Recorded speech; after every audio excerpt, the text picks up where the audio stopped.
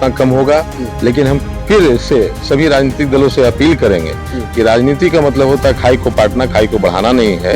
इसे जातीय रूप न दिया जाए। यह आपराधिक कृत्य है जिसकी जितनी घटना को कारित किए हैं उनको स्पीडी ट्रायल करा करके फांसी की सजा दिलवाइए ताकि दोबारा ऐसी घटनाएं न। बड़े नेताओं से सामना करना पड़ सकता है, कोई डर नहीं है। वर्कर कभी किसी से नहीं डरता। मैं वर्कर हूँ, चाहे जितना भी बड़ा नेता सामने आएंगे मुकाबला करूंगा और ओबरा की जनता इस बार जीतेगी चुनाव। पर लगातार किसी शरीफ को गाली देते हैं, उनको हिम्मत भी नहीं होगा कि इस घटना पे 4 लाइन लिख सके।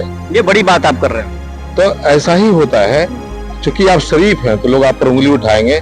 अगर आप अपराधी होते आप पर लोग उंगली नहीं उठाते। आप दबंग होते।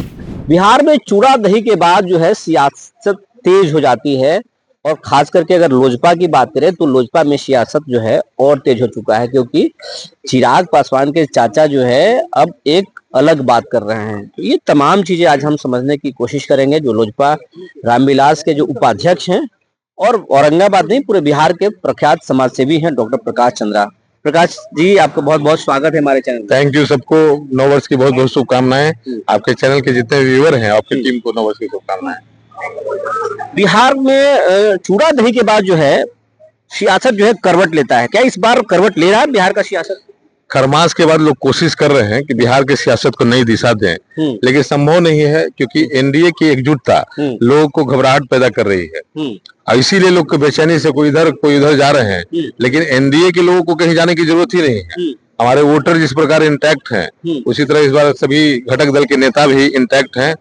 और चिराग जी, आदरणीय माननीय मुख्यमंत्री नीतीश कुमार जी, नरेंद्र मोदी जी, उपेंद्र कुशवाहा जी, जीतन मांझी जी, इन सब के नेतृत्व में बिहार नई अंगड़ाई लेने के लिए फिर से तैयार है। चिराग जी के चूड़ा दही भोज में नीतीश कुमार आते हैं लेकिन कुछ ही सेकंड में निकल जाते हैं। इससे क्या मायने हैं? नहीं, कोई मायने नहीं है, क्योंकि पूरे बिहार का विकास का जिम्मा माननीय मुख्यमंत्री जी के कंधों पे होता है। बिहार में तरह तरह की घटनाएं घटती हैं, ढेर सारा मीटिंग होता है। ये ऐसे मुख्यमंत्री तो है नहीं कि जो आराम करते हो। ये रात दिन काम करने वाले मुख्यमंत्री हैं। तो आए और आकर के उन्होंने अपना आशीर्वाद दिया चिराग जी को। चिराग जी वैसे भी उनके भतीजा हैं, उनका दूसरा सवाल कि आपके पार्टी में, आपके कार्यालय में चिराग जी के साथ जो है बीजेपी के सारे दिग्गज दिखे, लेकिन पारस जी के जो पार्टी था, चूड़ा दही भोज था, उसमें कोई दिखे नहीं। क्या होगा पारस जी का? लालू जी सिर्फ आए। हम लोग सिर्फ अपनी बात जानते हैं, क्योंकि चिराग पासवान जी इस दल के नेता हैं और जो हमारे दल के कोर वोटर हैं उन्होंने चिराग जी को ही उत्तराधिकार सौंपा है। उनको ही अपना नेता माना है। चिराग जी युवा हैं, सशक्त हैं। उन्होंने विगत लोकसभा चुनाव में अपने प्रदर्शन से न सिर्फ देश को चौंकाया, 100% स्ट्राइक रेट वाली एकमात्र पार्टी बन करके, बल्कि उन्होंने संसद को ऐसे युवा सांसद दिए जिनकी प्रखरता को संसद महसूस कर रहा है। शांभवी चौधरी जी, अरुण भारती जी, राजेश वर्मा जी, और अनुभव के साथ वहां बैठी है वीना जी, चिराग पासवान जी। तो आप सोचिए ना इस तरह का कॉम्बिनेशन कहाँ मिलेगा। उन्होंने 25 साल की एक युवती को लोकसभा में भेज दिया। खगड़िया से सांसद राजेश वर्मा, जो एक तरह से व्यवसायियों का प्रतिनिधित्व कर रहे हैं, बिहार के व्यवसायियों के नेता के रूप में वो तेजी से उभर रहे हैं। राजेश वर्मा जी प्रखर वक्ता हैं और बहुत ही ऊर्जा है उनके अंदर, उनको उन्होंने लोकसभा भेजा। अरुण भारती जी, इनके अंदर काम करने की गजब की क्षमता है और वो हमेशा, चाहे वो पार्टी के विस्तार की बात हो या बिहार की बात हो, लगातार काम में लगे रहते हैं। और उन्होंने भी पूरे बिहार का जिस तरह से अभी वो दौरा कर रहे हैं, हर घटना के बाद वो जिस तरह से पहुंच रहे हैं, तो ऐसे लोगों को उन्होंने लोकसभा में भेजा है। और बिहार विधानसभा भी चिराग जी के नए नेताओं से भरा पड़ा मिलेगा, जहां ऊर्जा से भरपूर होगा इस बार। एक स्थानीय मुद्दा पर हम बात करें कि बिहार के औरंगाबाद जो है वो शांति प्रिय जिला रहा है। अगर नक्सल की बात करें तो उसमें का दौर अलग था, लेकिन अब बहुत शांत जिला है। लेकिन यहाँ पर अब क्राइम अनकंट्रोल जैसा हो रहा है। यहाँ पर 3 घटनाएं हुई हैं, उसमें से 2 घटनाएं तो आपके क्षेत्र के रहने वाले लोगों की हुई है। जहां आप जा रहे हैं आज बेल, बड़ा दुखद घटना हुआ, इस पे क्या कहेंगे आप? बहुत ही दुखद, बहुत ही निंदनीय घटना है। इस घटना की जितनी भी निंदा की जाए उतना कम होगा। लेकिन हम फिर से सभी राजनीतिक दलों से अपील करेंगे कि राजनीति का मतलब होता है खाई को पाटना, खाई को बढ़ाना नहीं है।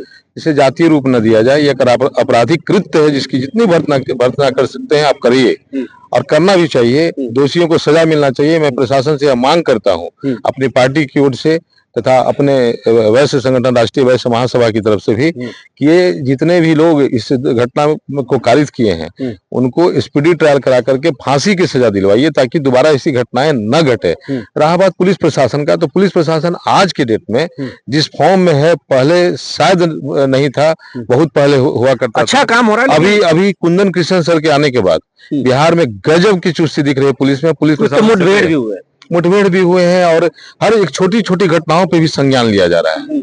और उनके नेतृत्व को बिहार ने पहले भी देखा है। जब वो पटना के एसएसपी थे, पूरे पटना को उन्होंने अपराध मुक्त कर दिया था, अपराधियों से मुक्त कर दिया था। यहाँ के अपराधी भी छोड़ करके पटना भाग गए थे। वैसे ही अभी ओडीजी हेडक्वार्टर है और विनय सर के पास भी ढेर सारा अनुभव है। वो बोलते नहीं है लेकिन करते बहुत अच्छा है, डीजीपी के रूप में वो भी है। तो इस बार की टीम बहुत अच्छा काम कर रही है। अब अपराध का तो देखिए, पुलिस कोई ज्योतिषी तो है नहीं, उसको पता होगा कौन व्यक्ति कहाँ क्या करने वाला है। अपराध के पास कितनी तेजी से लोगों को न्याय मिले, दोषियों को सजा मिले, पीड़ितों को न्याय मिले, यही तो चाहिए। पुलिसिंग का मतलब यही होता है।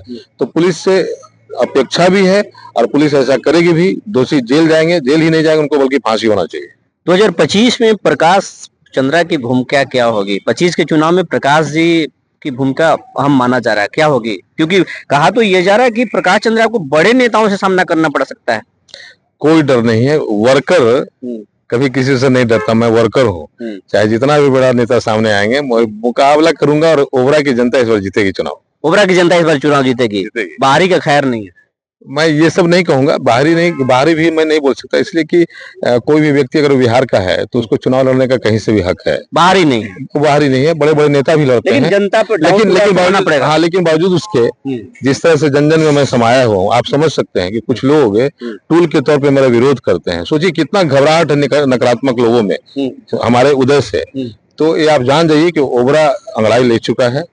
ओबरा की जनता इस बार चुनाव जीतेगी। प्रकाश चंद्रा को तो गाहे बगाहे बदनाम करने की भी कोशिश की जाती है। या प्रकाश चंद्रा खुद वैसे पॉलिटिक्स करते हैं, विश्वास करते हैं? आपको बताते हैं, कोई भी व्यक्ति जब शरीफ होता है, बोलना आसान होता है। अपराधियों पर किसी की हिम्मत है बोलने की? आप बताइए ना कि हम बोले कि लोगों को, दोषियों को सजा मिलनी चाहिए। कितने लोगों ने बोला कि दोषियों को सजा मिलनी चाहिए? जो लोग फेसबुक पर लगातार किसी शरीफ को गाली देते हैं, उनको हिम्मत भी नहीं होगा कि इस घटना पे 4 लाइन लिख सके। ये बड़ी बात आप कर रहे हैं। तो ऐसा ही होता है, चूंकि आप शरीफ हैं तो लोग आप पर उंगली उठाएंगे। अगर आप अपराधी होते, आप पर लोग उंगली नहीं उठाते। आप दबंग होते तो नहीं उठाते। मैं छोटी जाति का हूँ, बनिया का बेटा हूँ, तो लोगों को बोलना तो आसान है। सबसे आसान होता है बनिया को गाली दे देना। तो आप गाली दीजिए, हम काम करेंगे और आप विश्वास करें, हम ओबरा का नाम करेंगे। तो ये थे डॉक्टर प्रकाश चंद्रा जो बता रहे हैं कि इस बार ओबरा का बेटा ही ओबरा का विधायक बनेगा, चाहे कितना भी बड़ा क्यों नेता ना आ जाए, प्रकाश चंद्रा ही इस बार मैदान में बाजी मारेंगे।